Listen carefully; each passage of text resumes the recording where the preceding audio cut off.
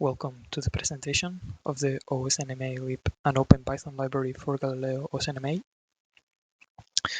I am Aleix Galan, and the other authors are Ignacio Fernández Hernández, Luca Cucci, and Gonzalo Seco Granados. This presentation is organized in the following way. First, a quick review of Galileo OSNMA. Then we will dip into the OSNMAlib with the internal architecture of the library, the tests, and how to run it with custom data. And then we will review some of the optimizations that we have performed with this library as data identification, the Tesla Keychain management, and the Subframe Regeneration.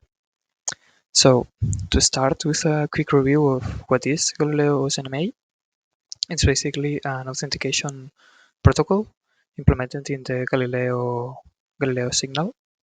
So basically, it tries to authenticate the navigation messages, the data, navigation data, by transmitting some keys that, once authenticated, are used to authenticate the data through tags. So basically, it transmits a root key that is verified using an authenticated or already verified public key. Then when this Tesla root key is verified with the authentic public key, it can be used to authenticate other Tesla keys of the Tesla chain. So every time a Tesla key is transmitted, it is authenticated against the Tesla root key through a hashing process. Therefore, from a already transmitted Tesla key, an attacker can't get the key that will be transmitted next because it's protected through this hash function. Then with these Tesla keys, once they are authenticated against the Tesla root key, they can be used as a symmetric key to authenticate the transmitted tags. These transmitted tags are computed with the navigation data and the Tesla key, and once a new tag is computed, is compared against the received tag, and if the tags are the same, the data that these tags authenticate is authenticated. Or sometimes several tags can be accumulated to authenticate a set of data.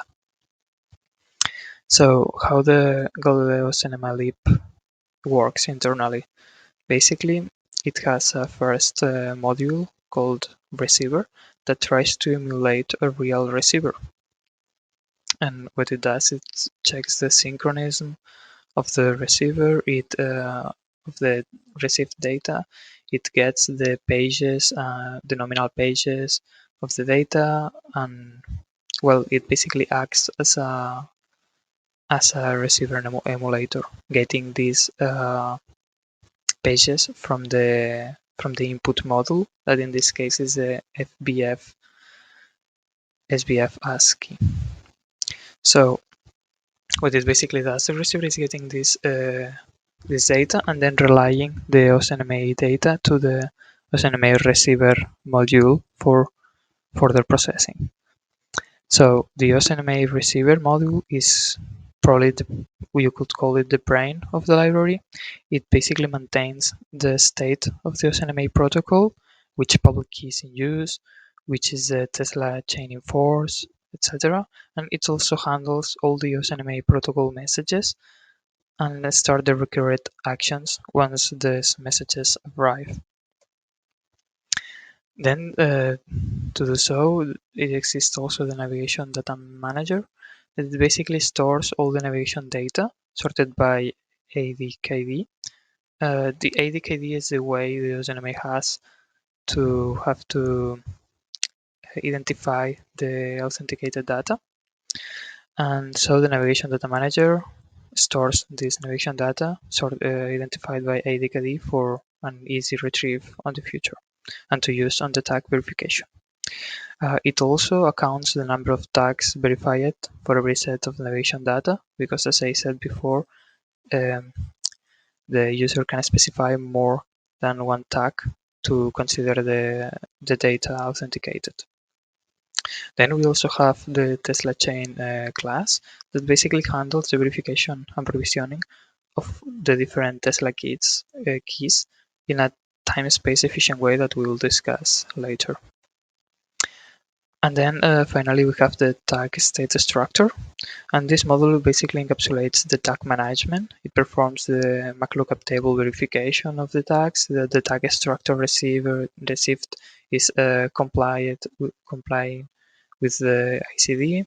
It verifies the flex tags, that are a special kind of tags that are not fixed, and they are verified with the MacSec.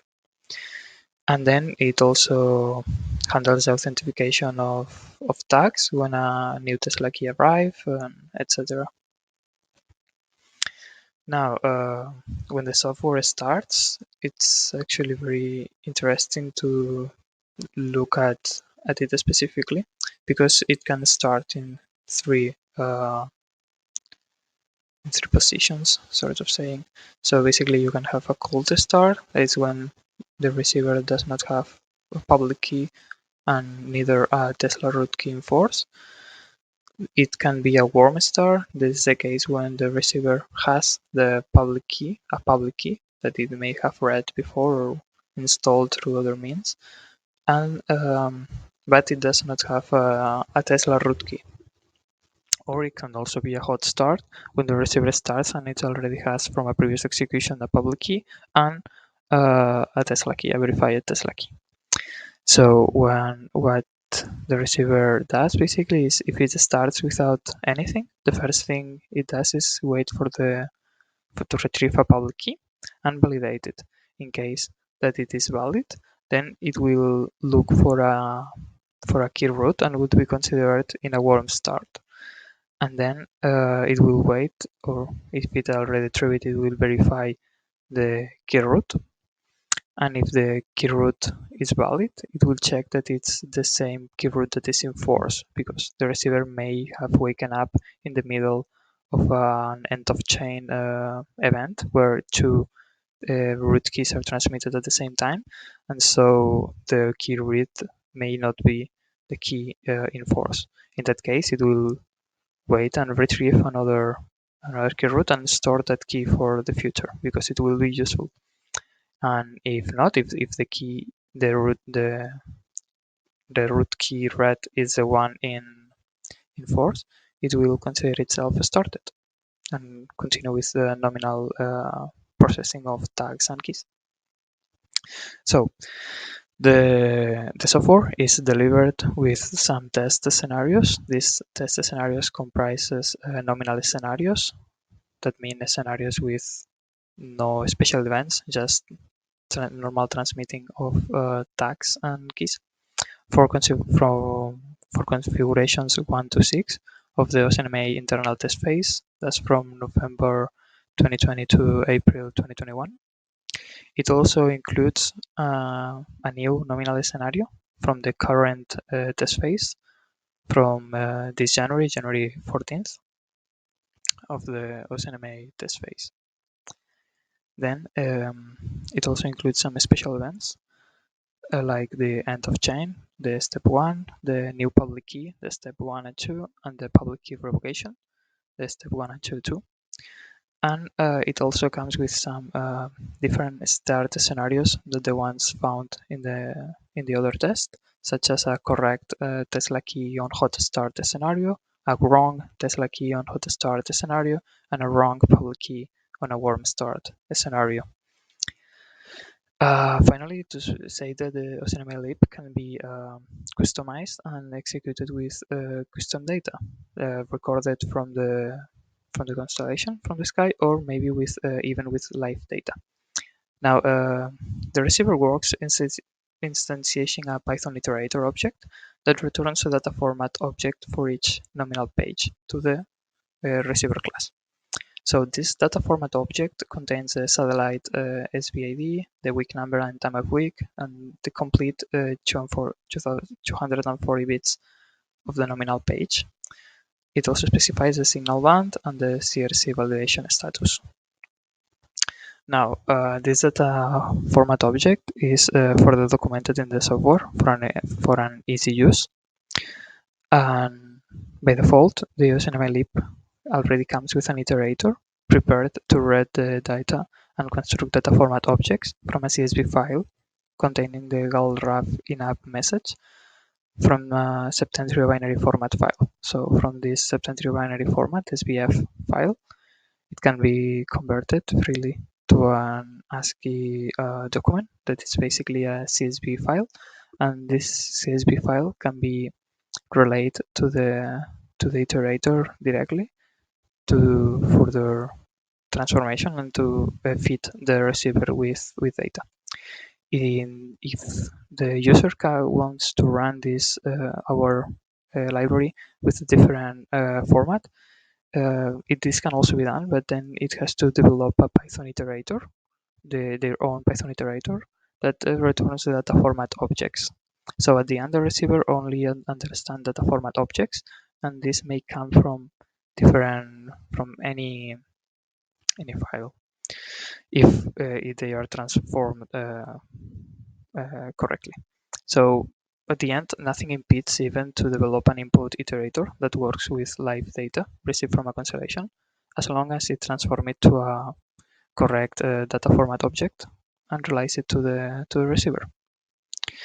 So the receiver can also be customized with different objects, options such as the folder and the scenario path, the log level, and if you want to log in the console too, the synchronization source, tag length, and other options. So one of the optimizations that we've performed is on the data identification section. So the current ICD states that when a tag is received in a subframe, it's linked with the data transmitted in the previous subframe. So, but this allows to some optimization in the case of lost pages by using the IOD value of the navigation data. So, for example, in this case, on the previous subframe, the words 2 and 4 are missing. So if we are strictly applying the ICD specification, we will not be able to authenticate the new tag, but we can use the IOD value of the navigation data, and then use the word 2 and 4 of the current subframe, the same subframe where the tag is received, to authenticate this tag. Because if the IOD is the same, that means that the data hasn't been modified. It's the same data. So we can use that for the tag and then authenticate a tag that otherwise it would be discarded. Another way of optimizing the OSNMA protocol is on the keychain management, on the Tesla keychain management. So as I said, the cornerstone of the protocol is just the transmission of these Tesla keys that are authenticated against previous authenticated keys. So for example, if we only store the verified key root and authenticate every key, performing all the hashes until reaching it, this has a very huge computational complexity because these chains can be very long. On the other hand, storing all the keys on a chain has an enormous memory complexity cost. So at the end, what we are doing in this library is storing just 2 keys at a time. One of these keys being the key root that is also stored in disk for a possible future hot start, and the other key being the last authenticated key. So when a new Tesla key is retrieved, it basically is authenticated, and if the authentication is successful, then the last authentication key is updated, and all the tags that are waiting for this key are also have also their state updated. And finally, the last optimization that we have applied is on the subframe regeneration level. So a problem with the OSNMA DSM message, that is the message transmitting the key root or the message transmitting the public keys, is that it's transmitted in blocks of one subframe each block, and then all the blocks are put together to create this message. So each message is transmitted in a subframe, and each subframe consists in 15 nominal pages. If only one page of this subframe is lost, then this block cannot be used. So to solve this issue, our library, what it does is implements a subframe regeneration mechanism that tries to reconstruct these DSM blocks with lost pages using pages from other subframes, as long as they have the same DSM ID. That is, if different satellites are transmitting a block and each satellite misses a different page, then this block can be regenerated using this the data from different satellites. And as we can see in this image, for example, the satellite number 2 is transmitting the block number 2 and it misses the first pages. But then 3 subframes later, the satellite number 16 is transmitting also the block 2, but in this case it's missing the last pages. What the receiver does is get this block together, and it merges the pages that we already have to reconstruct a full block. So this can even be done if the page that contains the block ID, that is the page number 2, is missing, as long as the offset of the transmission of each satellite it's null. That means that each satellite at the beginning starts the transmission of the DSM message at a different block. So if this offset is known, even if we lose the page that contains ID for this block, it can be computed from the ID of the other blocks of the same subframe. So we only need to get one of these IDs per subframe. But this was developed using a previous version of the ICD. In the most recent version, the version 1.0 of the test phase, this block offset at the start of transmission of each satellite is unknown. Therefore, this calculation cannot be done, and the library needs to get the first value, the page with the block ID. So this has been all, and I hope you like it.